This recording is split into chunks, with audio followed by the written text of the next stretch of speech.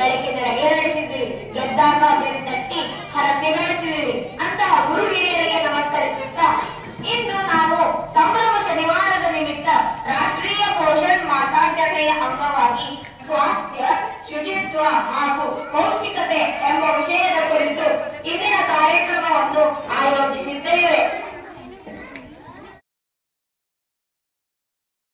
ನನ್ನ ಮತ್ತು ನನ್ನ ಸ್ನೇಹಿತರ ಆರೋಗ್ಯದ ಬಗ್ಗೆ ಕಾಳಜಿ ವಹಿಸಿ ಉತ್ತಮ ಸ್ವಾಸ್ಥ್ಯ ಕಾಪಾಡಿಕೊಳ್ಳಲು ಶ್ರಮಿಸುತ್ತೇನೆ. ಈ ನಿಟ್ಟಿನಲ್ಲಿ ಈ ಕೆಳಗಿನಂತೆ ಪ್ರತಿಜ್ಞೆ ಮಾಡುತ್ತೇನೆ. ಪೋಷಕಾಂಶಗಳಿಂದ ಕೂಡಿರುವ ತರಕಾರಿ, ಸೊಪ್ಪು, ದವಸ ಧಾನ್ಯಗಳು ಹಾಗೂ ಹಣ್ಣುಗಳನ್ನು ನನ್ನ ಆಹಾರ ಪದಾರ್ಥಗಳಲ್ಲಿ ನಿಯಮಿತವಾಗಿ ಬಳಸಿ ನನ್ನ ಆರೋಗ್ಯವನ್ನು ಕಾಪಾಡಿಕೊಳ್ಳುತ್ತೇನೆ. ಬೀದಿಯಲ್ಲಿ ಮಾರಾಟ ಮಾಡುವ ತೆರೆದಿಟ್ಟ ಆಹಾರ, ಜಂಕ್ ಆಹಾರ ಪದಾರ್ಥಗಳನ್ನು ಸಾಧ್ಯವಾದಷ್ಟು ತಿನ್ನುವುದಿಲ್ಲ. ಪ್ರತಿದಿನ ಹಲ್ಲುಜ್ಜುತ್ತೇನೆ,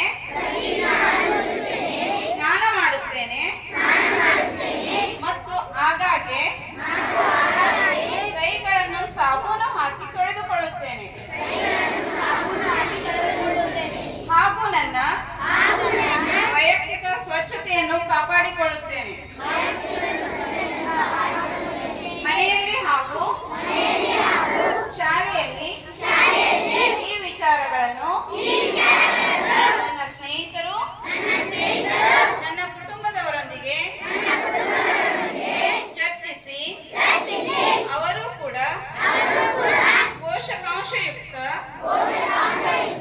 ಪದಾರ್ಥಗಳನ್ನು ಸೇವಿಸುವಂತೆ ಮನವರಿಕೆ ಮಾಡಿಕೊಡುತ್ತೇನೆ ಎಂದು ಈ ಮೂಲಕ ಪ್ರತಿಜ್ಞೆಯನ್ನು ಕೈಗೊಳ್ಳುತ್ತೇನೆ.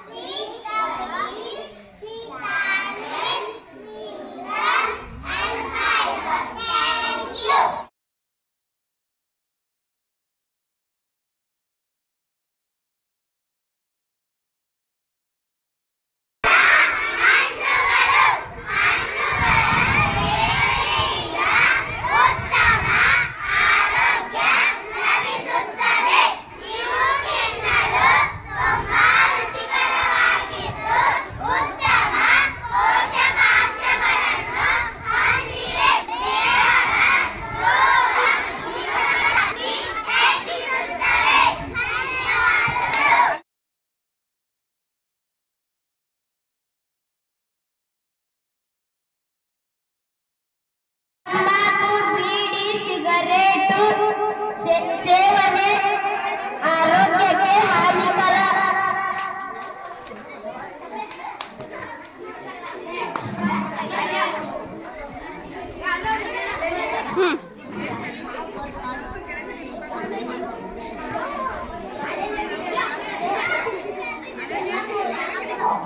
Your fast food can be your last food.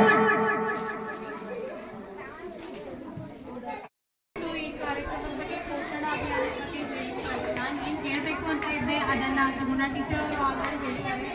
ಅದು ಮತ್ತೊಂದ್ಸಲ ಹೇಳ್ತೀನಿ. ಮಕ್ಕಳಿಗೆ ಪೌಷ್ಟಿಕ ಆಹಾರ ಎಷ್ಟು ಮುಖ್ಯ ದೇಹಕ್ಕೆ ಅಂತಂದರೆ ಈಗ ಪ್ರತಿಯೊಂದು ನೆಗಡಿ ಒಂದು ಸ್ವಲ್ಪ ನೆಗಡಿ ಜ್ವರ ಬಂತು ಅಂದರೆ ಏನು ಮಾಡ್ತಾರೆ ಎಲ್ಲರೂ